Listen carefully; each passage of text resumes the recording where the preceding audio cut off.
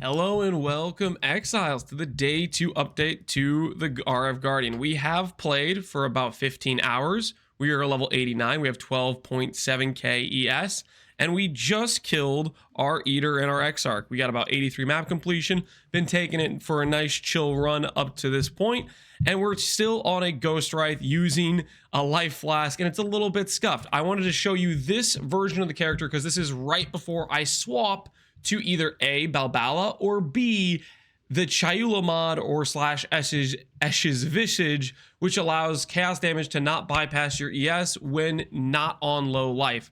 This is the set. This is about the amount of farming we've done, and we now are simply just going to try to get that shield, and then we'll make the transition. So I'm showcasing basically what point I took it up to before I did the swap, and that's why I wanted to make the video now, not after the swap, because maybe there'd be too much of a gap between yesterday's video and today. Let's go ahead and give you a little showcase. I have a map I haven't completed yet, T11. We'll just get this T11 out of the way, and while we're doing that, we can talk about what we're doing with the character. Nothing too valuable here. We're gonna keep going. The whole plan was play a little bit scuffed with a life flask. Speaking of, if you're kind of wondering, like, I didn't recommend the life flask thing because it's kind of annoying to like keep track and actually watch your life pool, like, you know, specifically look at this bar and see if you're taking damage to like chaos or something. For the most part, we died to the chaos damage, I want to say around 10 times. We have a total of 16 deaths. 5 of those were in the campaign to random stuff, just, you know, because... Oh, I'll give you an example. I died, I'm pretty sure, twice in Act 1 to totem mobs that had, like, oh, there were these, I don't know if they're Kalguur Ravengers or what, but they're these dudes that basically put these, like, cremation volcano things down, and they absolutely pulverized me in the prison in Act 1. So there was a couple deaths I ate in the campaign just due to the extra all-flame monsters, because some of them are pretty rippy. But yeah. Basically, outside of those deaths, I don't think I've ever died on this character due to like my ES going down. It's pretty much all been deaths to I'm not paying attention to my life pool. Before I got my chaos res capped, I died a couple different times to just getting, you know, outright one shot. But for the most part, I haven't been one shot ever since I got the chaos res cap and a little bit more life. And it's pretty much just paying attention to the life pool. Pretty obnoxious playstyle. I will admit that. There's a reason I didn't recommend it to people. It means we can get a decent ES pool and we can be tanky to everything else, but then we have this little bit of a hole in our defense, a little bit of a weakness.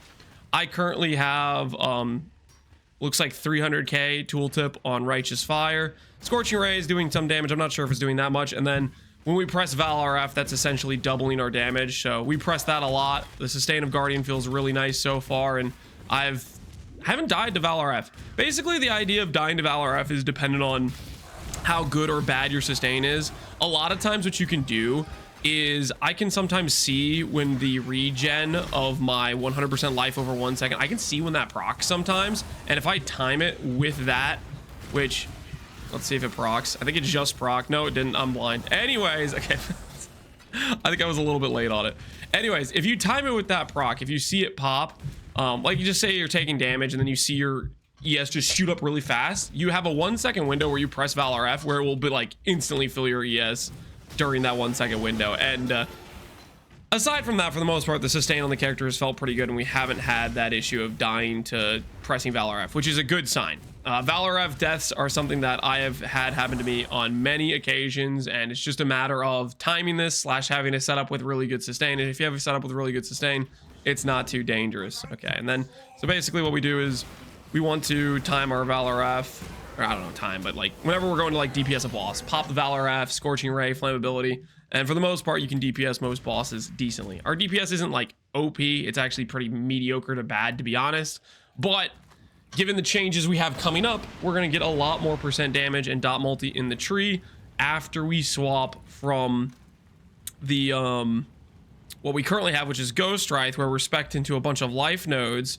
and specking over to a Twilight Regalia, and then specking in more just ES general nodes and then some clusters. That'll be a big DPS upgrade for us. We have some clusters I haven't crafted yet, but I'm going to craft, and these things combined with some jewels with dot multi, max fire res, getting like a Esh's Vicious Shield, all these different changes we're going to do should be a fairly good DPS upgrade. That's what the plan is for the future of the character.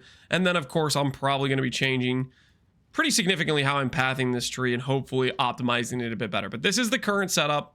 where we have some decent ES boots, where we crafted some Warlock boots, Warlock gloves, and then I'm going to be swapping out all these other gear pieces. Pretty much every single one of them except my weapon is just a placeholder until I find a better weapon. And yeah, that's the plan for the RF Guardian currently. I will say this one thing, I have to shout out Broken Crown. Initially, when I was in my early acts, my chaos res was pretty bad. It was like 30-20 or something at the time. I didn't realize this item came with 50 to 60 chaos res. It's actually a ton. I guess we got actually a really good roll here. I just realized I found this. I dropped it. I forgot this item existed, and honestly, it was a great item to put on. Gives a little bit of percent damage, and that chaos res was huge. So if you're struggling with chaos res in the early setup, look into a Broken Crown. It's a fairly common unique. Maybe get one with quality or one or whatever, but anyways, the prioritization is a decent ES roll, and then that can help fix your chaos res if you're having issues. Can recommend it. Makes a lot of your other gear pieces cheaper because you need less chaos res other places. Between your chest piece of Ghost Wraith and Broken Crown, you're almost chaos res capped. You just need like one other chaos res roll on one other piece and you're good to go. So want to shout out that for those of you who are doing the setup.